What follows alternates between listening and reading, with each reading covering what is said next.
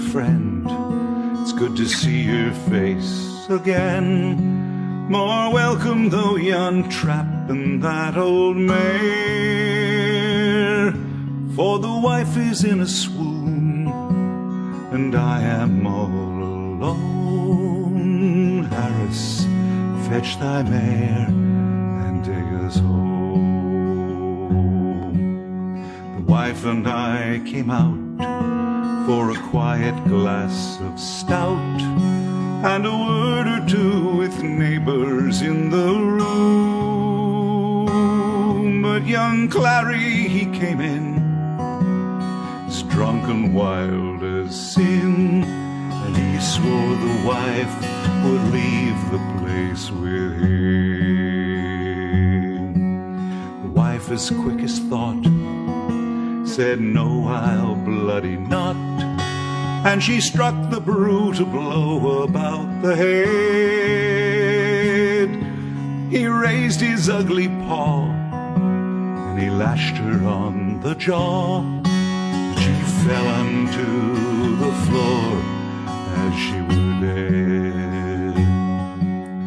Harris, well, you know, I've never struck an angry blow, nor would I keep a friend who raised his hand. I was a Conchie in the war, crying, "What the hell's this for?" But I had to see his blood to be a man. I grabbed him by his coat, spun him round and took his throat, beat his head upon the parlor door. He dragged out an awful knife.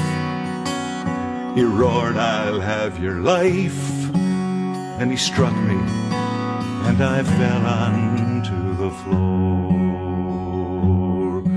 Now blood I was from neck to thigh, bloody murder in his eye, as he shouted out, "I'll finish you for sure."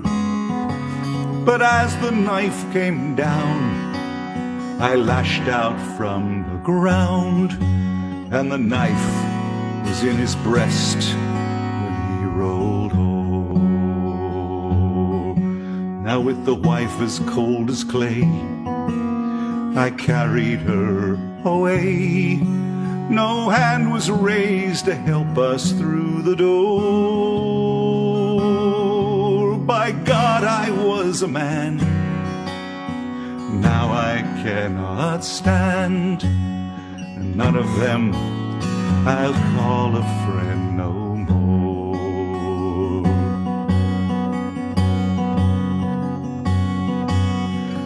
As the knife came down, I was helpless on the ground.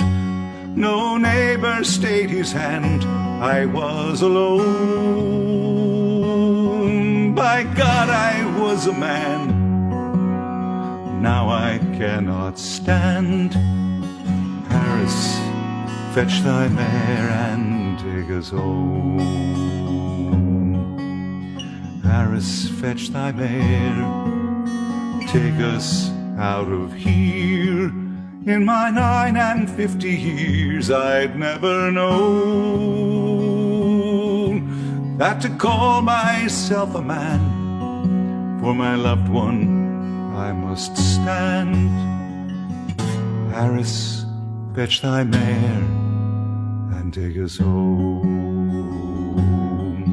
Please, Harris, fetch thy mare and take us home.